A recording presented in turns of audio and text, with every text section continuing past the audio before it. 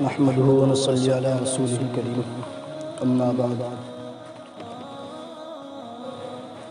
اعوذ باللہ من الشیطان الرجیم بسم اللہ الرحمن الرحیم سورۃ القریش۔ سورہ قریش جو ہے یہ ایک مکی صورت ہے، اور جیسا کہ بتلایا گیا تھا کہ مکی صورت وہ ہوتی ہے جو آپ صلی اللہ علیہ وسلم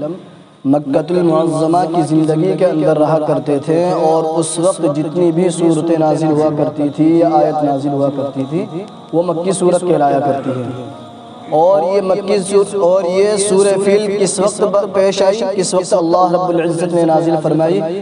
یہ اصحاب فیل کے واقعے کے بعد اللہ رب العزت نے اس سورت کو نازل فرمایا۔ اس سورت کے اندر اللہ رب العزت نے خاندان قریش یعنی قریش مکہ کی عظمت کو بیان کیا کہ ہم نے کس طرح سے ان کے اوپر اپنے انعامات دیے، کس طرح سے ہم نے ان کی مدد کی۔ اس سورت کے اندر اللہ رب العزت نے یہی بتلایا، اور سب مفسرین حضرات کا اتفاق اس بات پر ہے کہ اصحاب فیل یعنی الم تر کیف فعل ربک باصحاب الفیل، یہ سورت اور سورہ قریش لإیلاف قریش، یہ دونوں صورتیں ایک ہی ہیں۔ سب مفسرین حضرات کا کہنا یہ ہے کہ معنی کے اعتبار سے اور مضمون کے اعتبار سے یہ دونوں صورتیں ایک ہی ہیں، لیکن جس وقت دور خلافت آیا حضرت عثمان غنی رضی اللہ تعالیٰ عنہ کا، تو آپ نے تمام صحابہ سے مشورہ کر کے قرآن کریم کے تمام نسخوں کو، جو نسخہ کہیں تھا کوئی نسخہ کہیں تھا، سب کو یکجا کر کے ایک قرآن کریم کی شکل میں اس کو بنا لیا۔ اور جمہور علماء کے نزدیک اس قرآن کریم کو امام کہا جاتا ہے۔ کیا کہا جاتا ہے؟ امام کہا جاتا ہے۔ تمام مفسرین کہتے ہیں کہ دونوں صورتیں ایک ہی ہیں، لیکن عثمان غنی رضی اللہ تعالیٰ عنہ نے جب قرآن کریم کے مکمل نسخے ایک جگہ کر لیے تو اس کے اندر بسم اللہ لکھ دی گئی اور دونوں صورتوں کو الگ الگ کر دیا گیا۔ لیکن بعض علماء اور بعض صوفیان کرام، بعض مفسرین کا کہنا یہ ہے کہ لإیلاف قریش، یہاں پر ایک لفظ محذوف ہے، اور وہ لفظ ہے اِنَّا أَهْلَكْنَا بِأَصْحَابِ الْفِيلِ، کہ ہم نے ہلاک کر دیا کس کو؟ اصحاب فیل کو۔ کس وجہ سے؟ کہ تمام چونکہ یہ جو ہوا کرتے تھے خاندان قریش، مکہ کے قریش جو ہوا کرتے تھے، یہ اس وقت سفر کرتے تھے اور اپنی تجارت سے منافع حاصل کیا کرتے تھے؟ اپنی تجارت سے منافع حاصل کیا کرتے تھے؟ تو اسی لیے اللہ رب العزت نے ان کے سب سے بڑے دشمن اصحاب فیل کو ہلاک کر دیا، تاکہ وہ کبھی قریش مکہ کبھی سفر میں جائے تو ان کو سفر میں کوئی خطرہ نہ ہو، سفر میں ان کے لیے کوئی خطرہ نہ ہو، اسی لیے اللہ رب العزت نے ان کے دشمنوں کو ہلاک کر دیا۔ بعض حضرات نے کہا ہے کہ یہاں پر اعجبوا ایک لفظ محذوف ہے، یعنی تعجب کرو تم اس معاملے سے کہ خاندان قریش اور قریش مکہ جب وہ چلتے تھے اور سفر کے اندر جایا کرتے تھے، کس طرح سے سفر کو کرتے تھے کہ گرمی کے اندر وہ چلتے تھے یمن کے علاقے میں، سردی کے اندر وہ یمن کے علاقے میں چلتے تھے کیونکہ یمن گرم علاقہ ہے، اور گرمی کے وقت میں وہ شام کے علاقے کا سفر کیا کرتے تھے، اور ان دونوں سفر پر ہی ان کی تجارت کا دار و مدار تھا۔ اللہ رب العزت نے ان لوگوں کو بہت غنی بنایا تھا، بہت مالدار بنایا تھا، اور یہی وجہ ہے کہ اللہ کے نبی صلی اللہ علیہ وسلم نے فرمایا کہ قریش مکہ اللہ رب العزت کے نزدیک بہت زیادہ قبول ہے، بہت زیادہ قبول ہے۔ اس کی وجہ یہی ہے کہ یہ لوگ بیت اللہ کے خادم تھے، یعنی اللہ کے گھر کی خدمت ان لوگوں کے ذمہ تھی، اور یہ لوگ جس ملک کے اندر بھی جاتے، چاہے کہیں کا بھی سفر کرتے، تو کوئی بھی ان کو نقصان نہیں پہنچا سکتا تھا۔ پورے ممالک کے اندر، عرب کے علاوہ دیگر ممالک کے اندر بھی لوگ ان کی بہت زیادہ عزت و احترام کیا کرتے تھے۔ اس کی وجہ صرف اور صرف یہی تھی کہ یہ خانہ کعبہ کے یعنی بیت اللہ شریف کے خادم تھے، بیت اللہ شریف کی خدمت کرنے والے لوگ تھے، اسی لیے اور اللہ کے نبی صلی اللہ علیہ وسلم نے ایک جگہ ارشاد فرمایا کہ اللہ کے نزدیک سب سے زیادہ مقبول ہے، اور جتنے بھی صحابہ یعنی اکثر صحابہ اور اکثر بزرگان دین اولیاء اللہ وہ قریش مکہ میں ہی سے ہوئے ہیں، کیونکہ یہ لوگ زمانہ جاہلیت کے اندر بھی بت پرستی بھی بہت زیادہ کم کرتے تھے، اور ان کے اس وقت کے حساب سے بہت زیادہ اعلیٰ اخلاق بھی تھے، اور ان لوگوں کے اندر حق بات قبول کرنے کی اللہ نے استطاعت بھی دی تھی۔ اسی لیے صحابہ کرام اور اولیاء اللہ بیشتر خاندان قریش میں سے آئے، قریش مکہ میں سے آئے۔ یہ بات سب جانتے ہیں کہ مکہ المعظمہ کے اندر آج بھی کسی چیز کی زراعت نہیں ہوتی، اور اس وقت بھی یہی بات تھی کہ کسی بھی چیز کی زراعت نہ ہوا کرتی تھی، نہ کہیں کے کوئی باغات تھے جس سے مکہ والے سیراب ہو سکے۔ لیکن بانی بیت اللہ حضرت ابراہیم علیہ السلام نے دعا کی کہ اے اللہ اس شہر کو جائے امن بنا دے، یعنی امن والا محفوظ والا شہر اس کو بنا دے، اور یہاں پر کوئی بھی باغات نہیں ہے، کوئی بھی زراعت یہاں نہیں ہے، تو اپنی رحمت سے اور برکت سے اپنی تجلیات سے ایسا کر دے کہ یہاں کے رہنے والے ہر فرد کو کسی بھی طرح کی کوئی ضرورت پیش آئے تو اس کو سب یہاں پر مل جائے، اور باہر سے لوگ لا کر اس چیز کو یہاں پر بیچنے لگے۔ جس طرح سے گاؤں دیہات کے لوگ کرتے ہیں کہ زراعت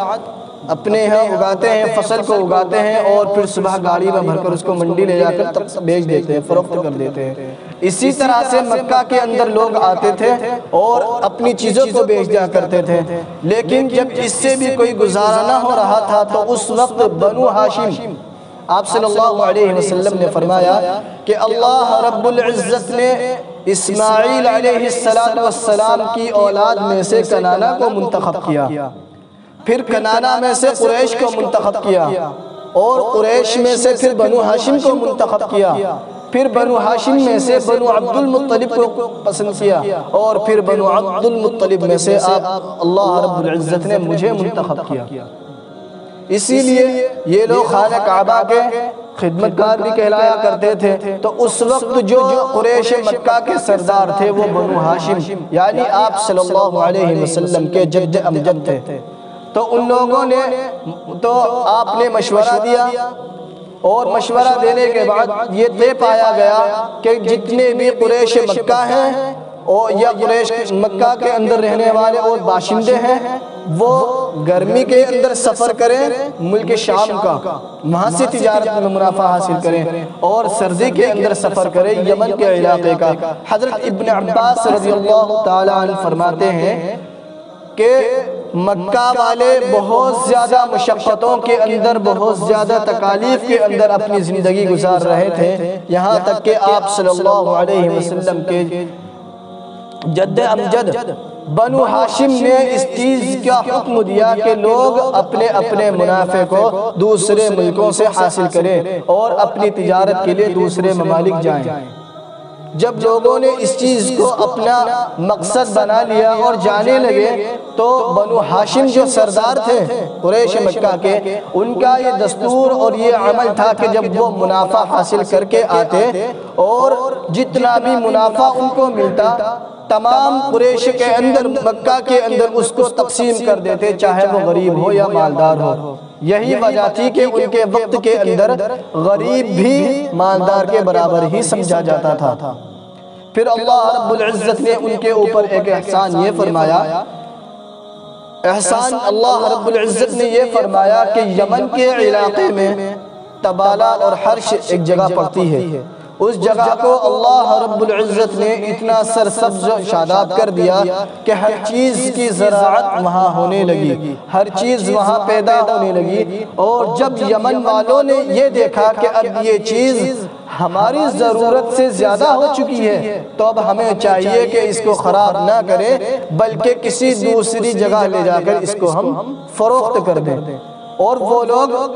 عرب کے ایک شہر جدہ کے اندر لا کر اس چیز کو فروخت کرنے لگے تو اللہ رب العزت نے قریش مکہ کے اوپر ایک احسان یہ بھی فرمایا کہ جو دو ملکوں کا سفر کیا کرتے تھے، اللہ رب العزت نے ان سے بھی ان کو بچا لیا اور وہ اپنی تمام ضروریات کی چیز جدہ سے خریدنے لگے۔ جدہ کے اندر ہر چیز ملنے لگی جو انسان کے خوش رہنے کے لیے، انسان کے عیش و آرام سے رہنے کے لیے ہر چیز مہیا تھی۔ اللہ رب العزت نے ارشاد فرمایا لِإِيلَافِ قُرَيْشٍ کہ مانوس رکھا ہم نے قریش کو، ایلافہم رحلت الشتاء والصیف، مانوس رکھنا یعنی ہم نے ان کو سردی سے بھی بچایا اور ہم نے ان کو گرمی سے بھی بچایا۔ فَلْيَعْبُدُوا رَبَّ هَذَا الْبَيْتِ تو اب ان لوگوں کو چاہیے کہ بیت اللہ کے رب کی عبادت کریں، بیت اللہ کے رب کی بندگی کریں۔ یعنی یہاں پر اللہ رب العزت نے رب البیت کیوں کہا؟ رب البیت کہنے کا مقصد اللہ رب العزت کا صرف اور صرف یہی ہے کہ ان تمام قریش مکہ کو جو بھی اللہ رب العزت نے انعامات دیے ہیں وہ کس کی بدولت دیے ہیں؟ وہ بیت اللہ کا خادم ہونے کی وجہ سے دیے ہیں، بیت اللہ کی عظمت اور بیت اللہ کی برکت کی وجہ سے ان تمام لوگوں کو اللہ رب العزت نے اپنے انعامات دیے۔ اسی لیے اللہ رب العزت نے کہا فَلْيَعْبُدُوا رَبَّ هَذَا الْبَيْتِ کہ اب ان کو چاہیے کہ ہم نے ان کو اتنے انعامات دیے کہ اب وہ بیت اللہ کے رب کی عبادت کریں، بیت اللہ کے رب کے شکر گزار بن جائیں۔ پھر آگے اللہ رب العزت نے فرمایا الَّذِي أَطْعَمَهُم من جوع کہ ہم نے ان کو بھوک میں کھانا پینا دیا، یعنی جس وقت ان کے لیے پریشانی تھی اور وہ تجارت دوسرے ممالک سے حاصل کیا کرتے تھے، وہاں سے منافع کمایا کرتے تھے، تو ہم نے ان کے اوپر ایک احسان یہ بھی کر دیا کہ ہم نے ان کے کھانے پینے کا سامان سارا انہی کے علاقے میں، انہی کی بستی کے اندر پیدا کر دیے۔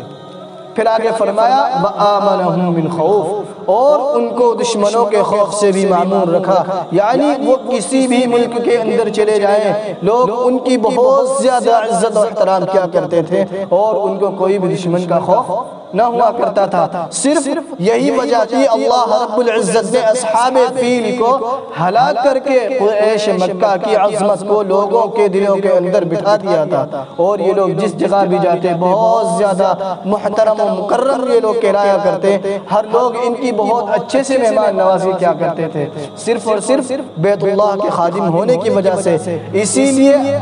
وہ تو بیت اللہ کا گھر ہے اور یہ مساجدیں بھی اللہ کا گھر ہے، یہ بھی بیت اللہ ہے۔ ہم لوگوں کو بھی چاہیے کہ ہم بیت اللہ کی یعنی اپنے مساجدوں کے خدمت گزار بنے، اور اللہ رب العزت نے جس طرح سے قریش مکہ کو لوگوں کے دلوں کے اندر ان کا احترام بٹھا دیا تھا، ان کی عظمت بٹھا دی تھی، اسی طرح سے اللہ رب العزت نے صرف قریش مکہ کے لیے نہیں فرمایا تھا،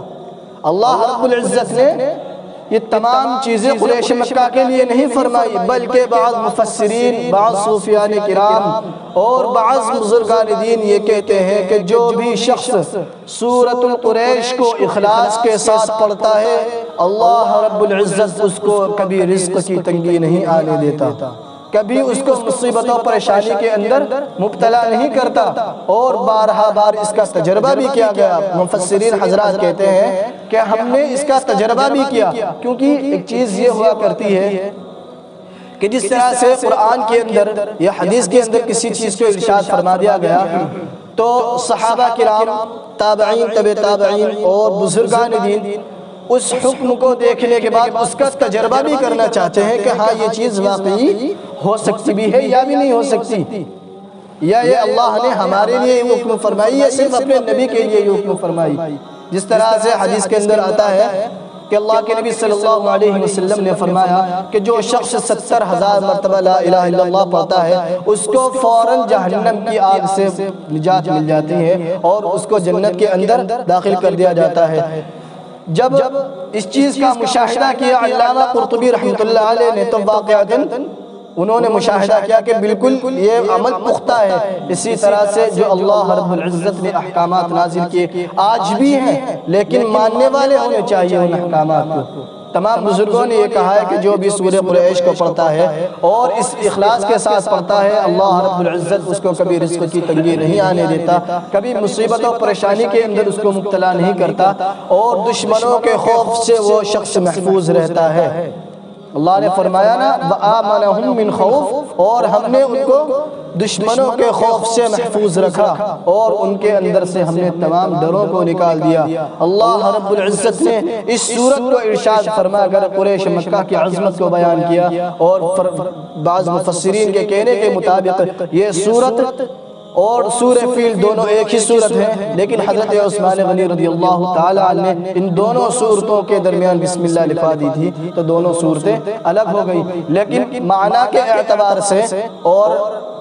مضمون کے اعتبار سے یہ دونوں صورتیں ایک ہی ہیں۔ خلاصہ تفسیر تمام آیت قرآنیہ کا یہ ہے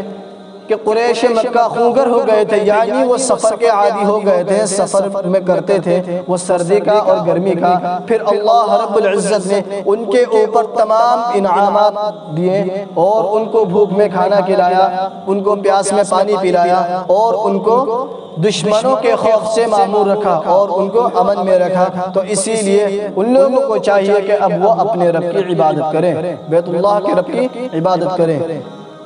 اللہ رب العزت سے دعا کیجئے کہ اللہ رب العزت ہم سب کو بھی کہنے سننے سے زیادہ عمل کی توفیق عطا فرمائے۔ آمین۔ وآخر دعوانا الحمدللہ رب العالمین۔